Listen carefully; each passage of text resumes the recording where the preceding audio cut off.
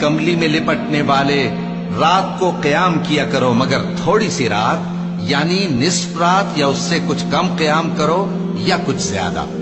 اور قرآن کو اچھی طرح ٹھہر ٹھہر کر پڑھا کرو۔ ہم ان قریب تم پر ایک بھاری فرمان نازل کریں گے، کچھ شک نہیں کہ رات کا اٹھنا نفس کو سخت پامال کرتا ہے، اور اس وقت ذکر بھی خوب درست ہوتا ہے۔ دن کے وقت تو تمہیں اور بہت سے شغل ہوتے ہیں، تو اپنے پروردگار کے نام کا ذکر کرو اور ہر طرف سے بے تعلق ہو کر اسی کی طرف متوجہ ہو جاؤ۔ وہی مشرق اور مغرب کا مالک ہے، اس کے سوا کوئی معبود نہیں، تو اسی کو اپنا کارساز بناؤ۔ اور جو دل آزار باتیں یہ لوگ کہتے ہیں ان کو سہتے رہو،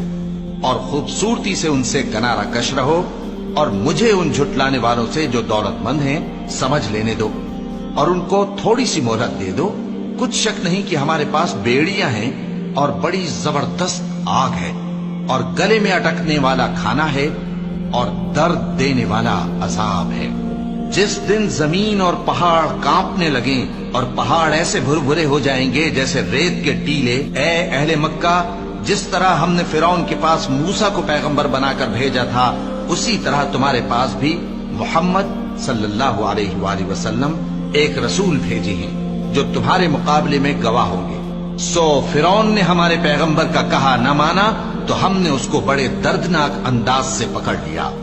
اگر تم بھی ان پیغمبر کو نہ مانو گے تو اس دن سے کس طرح بچو گے جو بچوں کو بوڑھا کر دے گا، جس سے آسمان پھٹ جائے گا۔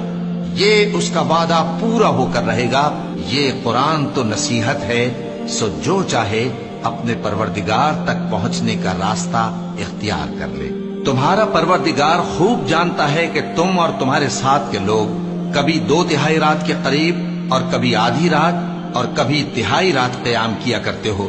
اور اللہ رات اور دن کا اندازہ رکھتا ہے۔ اس نے معلوم کیا کہ تم اس کو نبھا نہ سکو گے، تو اس نے تم پر مہربانی کی،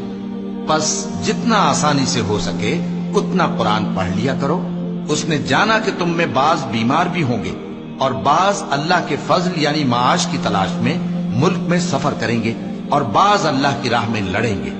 تو جتنا آسانی سے ہو سکے اتنا قرآن پڑھ لیا کرو، اور نماز قائم کرتے رہو، اور زکوٰۃ ادا کرتے رہو، اور اللہ کو نیک نیتی سے قرض دیتے رہو، اور جو عمل نیک تم اپنے لیے آگے بھیجو گے اس کو اللہ کے ہاں بہتر اور صلے میں بہت عظیم پاؤ گے، اور اللہ سے بخشش مانگتے رہو، بے شک اللہ بخشنے والا ہے،